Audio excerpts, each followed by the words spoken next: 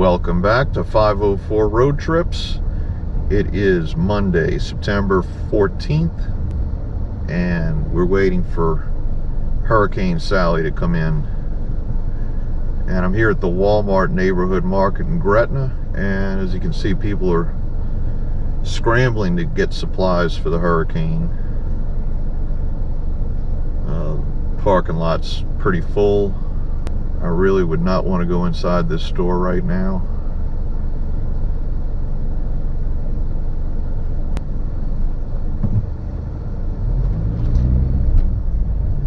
So we're going to take a ride around and see how things look today. We have some updates on the hurricane. Sally is now a Category 1 hurricane with sustained winds of 90 miles per hour. So things have gotten a little bit worse, but what we're looking at is the path has turned slightly east, and that means that we're going to be on the windy side of the storm instead of the wet side of the storm.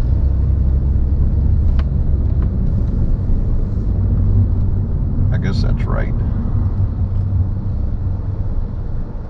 The original forecast was saying we could get up to 12 inches of rain, and now they're saying 3 to 6 inches of rain for the New Orleans metro area, and possibly 12 inches of rain for parts of Mississippi. It's looking like the storm is going to make landfall somewhere in Mississippi on the coast. It could be anywhere from Bay St. Louis to Biloxi. And of course that could change again too. There's nothing certain with these things.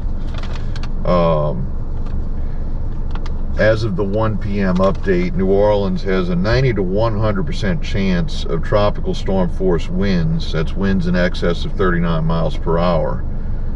A 50 to 90% chance of 50 knot winds, which is 58 miles per hour, and anywhere from a 10 to 30% chance of hurricane force winds, which is 74 miles an hour. The arrival time of these winds here in New Orleans is going to be anywhere from 8 o'clock p.m. tonight, Monday night, and 2 o'clock Tuesday morning. Now right now we're seeing cloudy skies. It is kind of windy, and it's not very hot, or at least it doesn't feel very hot. My thermometer here in the car is showing 91 degrees, but it doesn't feel like it's 91 degrees outside. I guess just because the sun's not beating down right now. There's really hasn't been any sunshine today. The hurricane warning extends all the way from Morgan City, Louisiana to the Florida-Alabama state line. So that's a pretty big area. And like I said, we never know exactly what these storms are going to do until it happens. So there's a chance that the storm could change its path again. Right now it's moving kind of slowly through the Gulf waters. It's pretty close to the coast,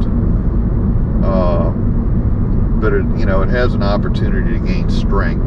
I also saw somewhere that this is a lopsided storm. It's not really centered on the eye. Most of the storm is to the east, which is good for New Orleans once again. Not so good for the Mississippi coast and the Mobile, Alabama, the Alabama coast. They can get a lot more of the weather from this storm than we will. But right now we're just playing it by ear. Everything shut down as of noon today. Everything in the city of New Orleans closed as of 12 o'clock. Right now it is 3:30. You won't be seeing this until later tonight. So by the time this video goes live, which will be at 8 o'clock tonight, things may be drastically different. Driving up into Oakwood Shopping Center here. just to see. There's not a whole lot of cars here. As far as I know, the mall is open. I don't think they would have shut it down today just because there's really no reason to, since nothing's expected to happen tonight. But what I want to see is they use this mall and other malls as a staging area for all the different electric company trucks. And a few weeks ago when Marco and Laura were coming, this parking lot was completely full of bucket trucks, just ready to kick into action once the storms passed. And I guess they all left and went west to Lake Charles and that area. But right now there are no electric company crews staged here, so I don't know whether they're all somewhere else or what the deal is with that. But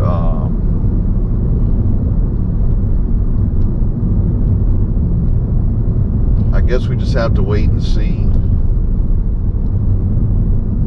And you know, whatever happens, happens. We're not leaving for the hurricane. At one point they had forecast this as being potentially a Category 2 hurricane, and I haven't really seen any mention of that today. New Orleans can take a direct hit from a Category 1 hurricane without too much problem, unless you're in a low-lying area. There are sections of New Orleans that are less than, below sea level. I live here in the West Bank, and most of this is anywhere from 3 to 10 feet above sea level. My home sits on a ridge, and there's never even been water in the street. But as close as 3 blocks away, I've seen it flooded sidewalk to sidewalk. That doesn't really happen that much anymore because of drainage improvements in Jefferson Parish. But parts of New Orleans that are lower than sea level are in danger if the pumps stop working. And since Hurricane Katrina, which was 15 years ago, they've made a lot of improvements to the pumping stations and the drainage in New Orleans. And I don't think there's any danger of seeing 20 feet of water in a neighborhood anywhere anymore. But you never know, because they didn't think there was any danger of that in 2005 either, and it happened. There's always the chance that levees could break and let water in from one of the waterways that's got water several feet, 10 to 15 feet higher than the ground on the other side of the levee.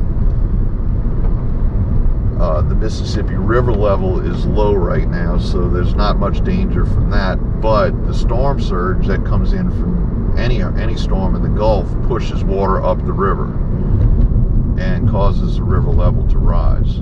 When we get hurricanes early in the season, like, if it happens in April or May, that's when the river is flooding, and so the river level's already high, and that puts additional stress on the levees. So that's always a concern when there's an early hurricane.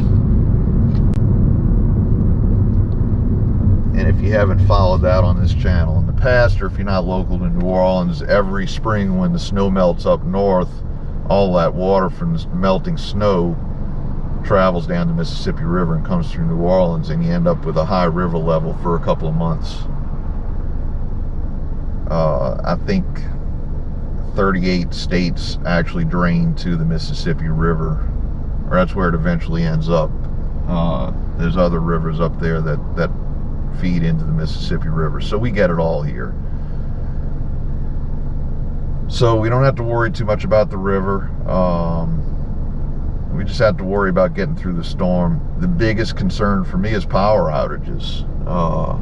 It's hot and it's miserable when the power's out, and if there's significant damage to the electrical grid, we could end up without power for several days. We could end up without power for several days. And there was a hurricane, I think about 8 years ago. I think it was Hurricane Isaac that came through, and the damage wasn't all that bad, at least not where I live, but it took out a major portion of the electrical lines, and because there were high winds that continued after the storm, the electrical crews didn't want to get up in the bucket trucks and work on the power lines because it wasn't safe, and we wound up being without electricity for a week. And it was, you know, the temperature was in the 90s, so it was really hot.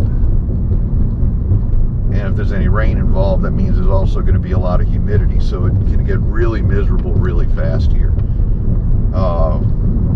I do have a generator and a window unit air conditioner that I can install and plug in and kind of try to keep the house cool, but then you have a finite amount of gasoline to keep the generator running. So you got to be kind of conservative about your use of the generator. The other thing with losing power is refrigeration. If you know, you can stock up on food, but if it's all refrigerated, the refrigerator is only going to stay cold for so long before things start to go bad in the refrigerator, and you can't just eat everything because then you run out of food. So you use the generator to run the air conditioner for a little while to keep the refrigerator running, maybe to run a microwave if you need to cook something, and hope you don't run out of gas. I guess we have 3 cars and we could always siphon gasoline out of the cars to keep the generator running, but that's not an easy thing to do. They got school zone lights flashing here, but I don't think any schools open today. I'm not sure if these schools are open at all, but I don't want to take a chance of getting a ticket in the school zone because that's expensive. Anyway, so that's it for this update. I guess we'll see what things look like tomorrow, and if it looks like it's something that somebody might be interested in, I'll put up another video tomorrow. Thanks for watching. Leave a comment. Let me know where you are and what you're doing for this storm. You know, if you got questions or concerns, ask them in the comments. We'll try to answer them. And that's it.